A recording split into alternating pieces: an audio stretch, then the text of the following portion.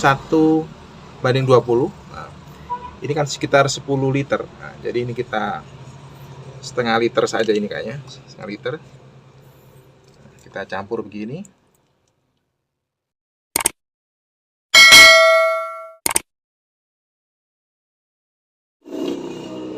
Assalamualaikum warahmatullahi wabarakatuh. Kawan tani, jumpa lagi dengan saya Mujibur Rahman. Di kesempatan kali ini saya akan berbagi tips kepada kawan tani semuanya cara memanfaatkan limbah pembuatan pupuk organik dari daun kelor. Nah, ini kan hasil akhir dari pupuk daun kelor yang sudah saya saring. Ini hasil akhirnya yang memang biasa dipakai oleh kawan tani semuanya untuk pemanfaatkan sebagai pupuk organik. Ini bisa diaplikasikan sebagai pupuk, yaitu dengan dicampur air, yaitu dengan perbandingan 1:20 ya. Lalu kita campur dengan air seperti ini, lalu kita siramkan pada tanaman yang kita miliki. Atau mungkin bisa juga kita seperti ini.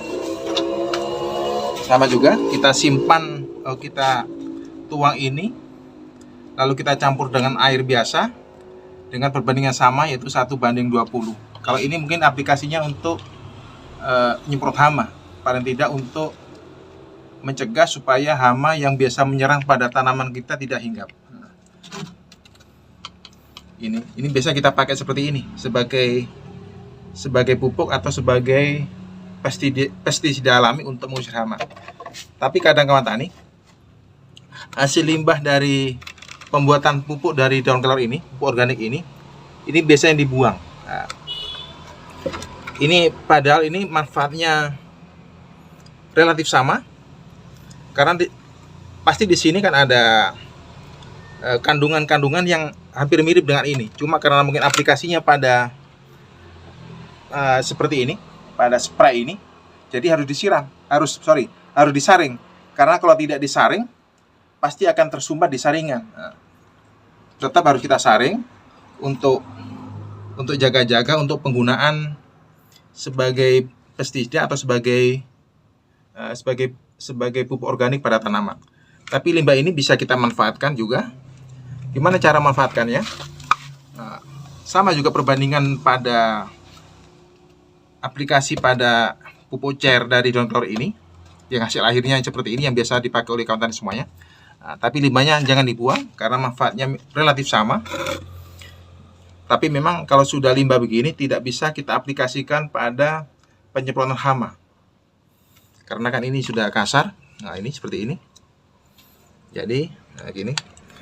Ini kisaran tetap perbandingan sama, yaitu 1:20. Ini kan sekitar 10 liter. Nah, jadi ini kita setengah liter saja, ini kayaknya setengah liter. Kita campur begini.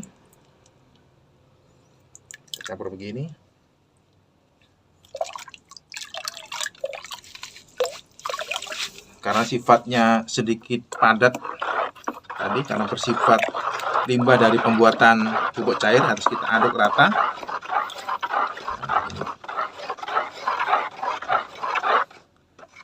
Lalu langsung bisa kita aplikasikan, yaitu dengan menyiram pada tanaman atau sayuran kita punya.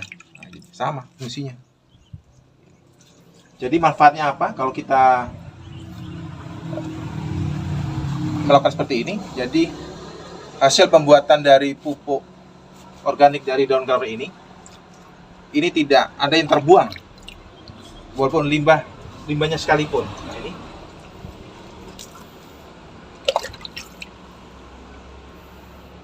ini fungsinya nanti bisa memperkuat akar,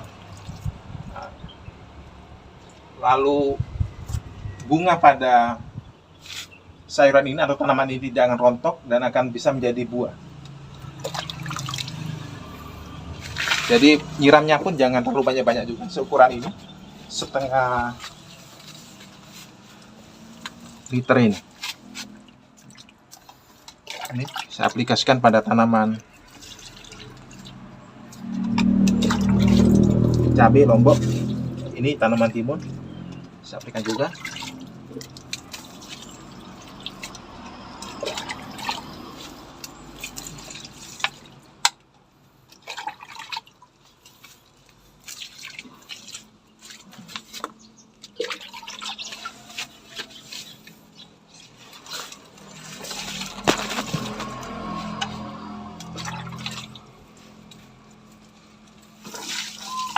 Ini masih ada sisa, bisa kita siramkan pada cabai kecil. Ini belum lama saya pindahkan di polybag ini, sekitar baru 4 harian.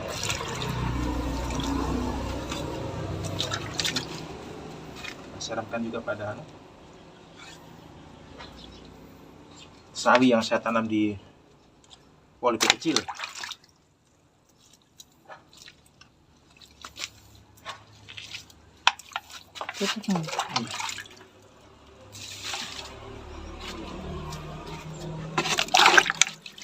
Sisa sedikit, siramkan pada tanaman jeruk santan madu.